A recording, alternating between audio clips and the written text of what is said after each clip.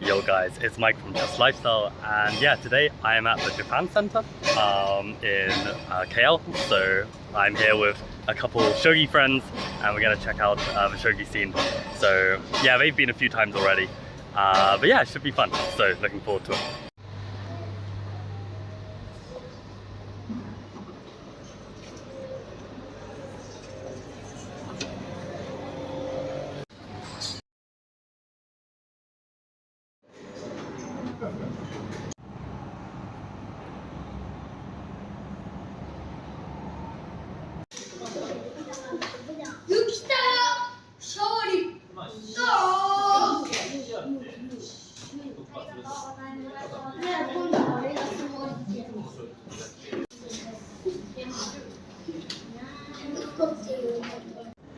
So I managed to win my first game.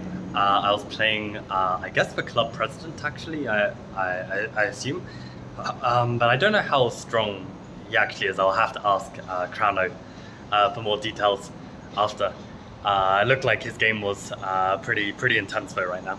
But yeah, no, it was a really nice game. And I kind of got my classic Uroshino attack, which is like my bread and butter to my Shogi. And yeah, I think he wasn't expecting it, but he actually defended the attack very well. And in the end, actually, it was due to him trying to attack me, going for this like sacrificial line, that I managed to defend. And then I had a lot of material left over, and I think that material deficit just plagued him for the rest of the game. Like I was able to keep using that material to keep making like small incremental advantages and slowly just grind him out. So yeah, an interesting positional Shogi game in a weird way. But you know, like I actually came to a revelation in the game about why I kind of like some aspects of Shogi more, or even it feels more natural to play. And it's interesting because like a Shogi board is like 9x9, so inherently you'd think that there's more space on the board. And I feel like, you know, in chess, I normally enjoy like more close positions and maneuvering type of games. And yeah, what I realized is that even though it's a 9x9 board and the center is like way more exposed and open than in a chess game, the fact that the pawns only move one square means that your actual king safety and the kind of pieces behind your pawns and the squares behind your pawns feel a lot less. So it almost feels like everything is like more secured. And also due to the nature of the pieces, right? Like the silver and gold general, they control like the squares around it a bit like a king. So it feels like a lot more control in the position for your defense. And I think that just makes it easier to play. Like I feel like in chess sometimes, you know, like late into the middle game, especially if you're playing some sharp open kind of game, you have to be really careful of all these like kind of ways the opponent can infiltrate. Whereas in Shogi, I feel like if you like secure your position and you control all the entry points, then it's very hard for the opponent to just kind of like completely just destroy you. But yeah, I don't know, that was an interesting thing that just crossed my mind, which I hadn't ever picked up on before, like this difference in space. But yeah, no, I'm having fun. Enjoyed the lunch, enjoyed the cafe after, and yeah, probably gonna go back in and play another game.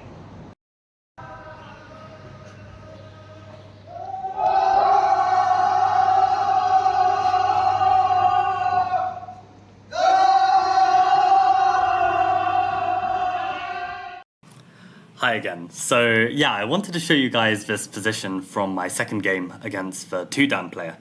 And as you can see in this position, I'm getting completely wrecked.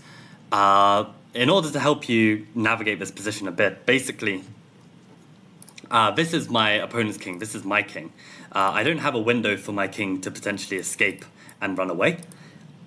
My opponent has basically successfully landed some of his pieces, and my king is almost completely lost. It's actually my opponent's turn to move here, and luckily, as you can see, there are no pieces in his hand for him to drop and give a checkmate, right?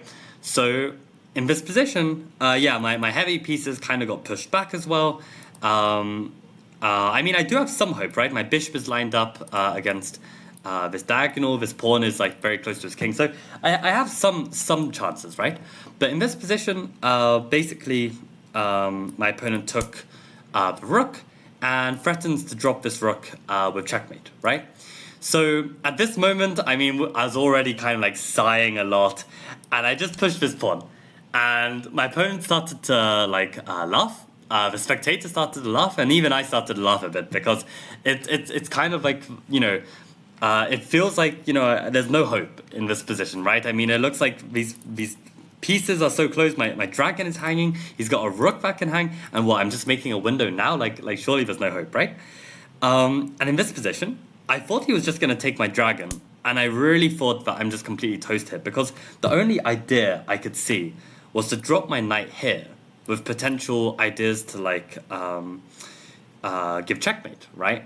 But I really didn't believe in this. I thought like after he wins 2 rooks and I drop this knight here, I just felt that there has to be a win.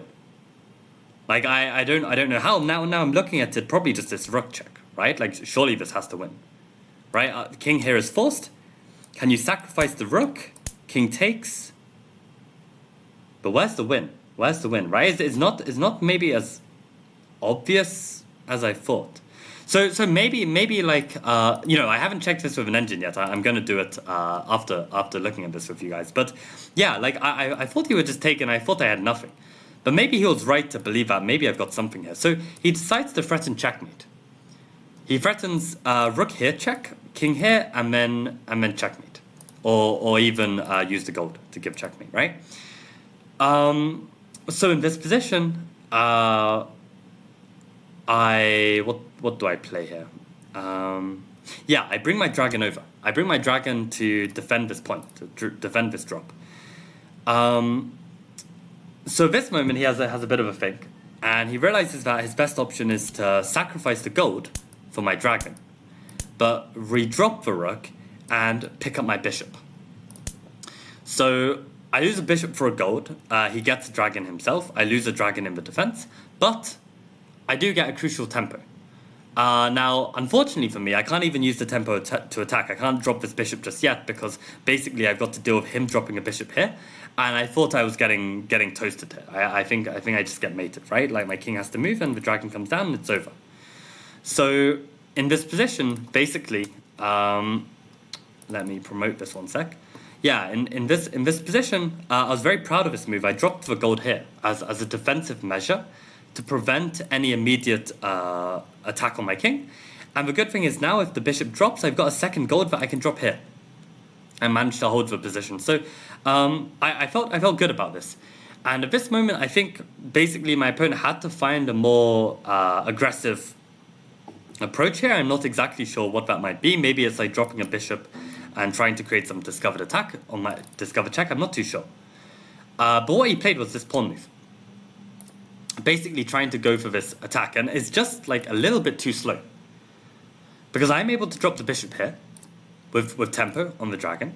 My opponent brought the dragon down to try and attack me from behind. But now I drop my knight. Because basically I realized that, well, if he takes my lance, I can drop a gold to defend. And it doesn't seem to be a good way that he can continue the attack immediately. Like, I'm also threatening this promote to horse with checkmate. Or even just promote to gold general and checkmate with a knight, right? So at this moment, he dropped his silver back. Wait, did he do this? What did he do? Yeah, I think he dropped his silver back.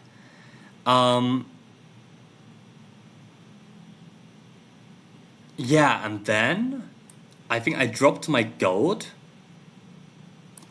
with a check, and I wasn't 100% sure that this was winning, but I felt like it was promising because after silver takes, promotes, and gold takes, bearing in mind the king can't ever escape because of the knight, I'm able to promote to a horse, and basically I'm threatening right now to drop a silver and then give checkmate, or take back with checkmate. So now I've got like a checkmate threat.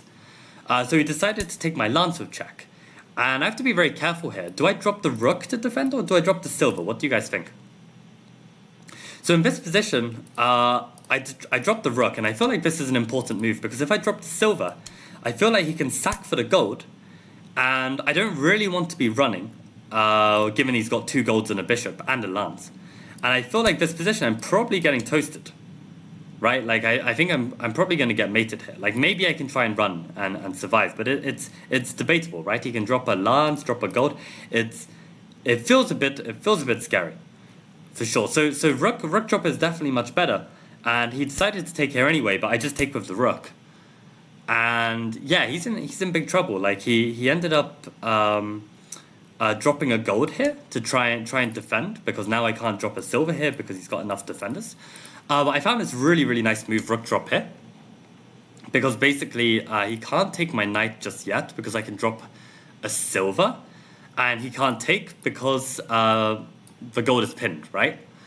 And he can't drop lance here, which he actually picked up his lance and he was going to, but the problem is it doesn't work because, yeah, I can just take it, right? The gold takes him and I just drop silver here, and again, I'm checkmating.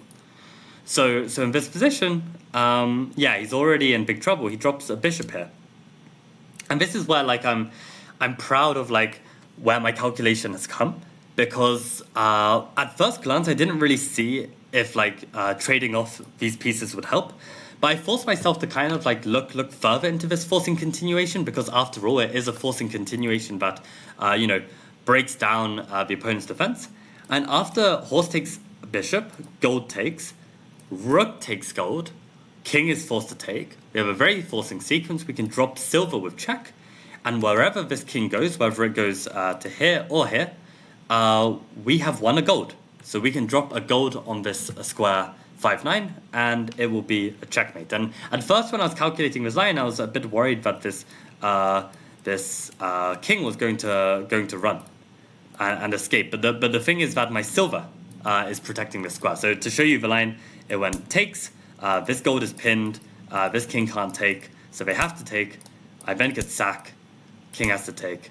Drop the silver, and wherever the king goes, I can either I can just drop a gold here with checkmate, and the silver basically controls this escape square. So actually, at this moment, my opponent resigned, and we had a good laugh after, because I mean, both of us thought that the game was completely over right at the beginning here.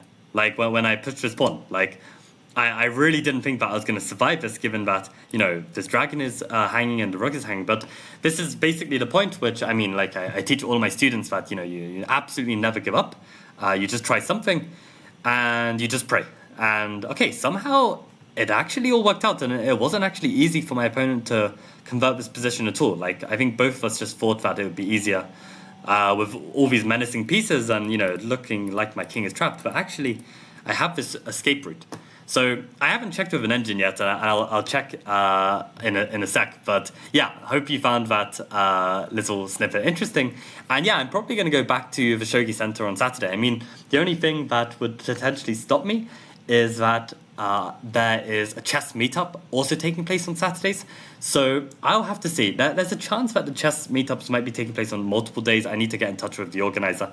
So maybe that will solve my problems. But yeah. Crazy endgame, and yeah, surprisingly, I managed to win both my games at the Kuala Lumpur Shogi Club. So yeah, really good fun to head along to it, and I hope you found the game interesting, and probably back to more chess videos for the next video. But okay, thank you guys for watching, and shout out to all of the supporters, Patreon, YouTube, you name it. Appreciate you guys, and yeah, see you guys in the next video. Bye.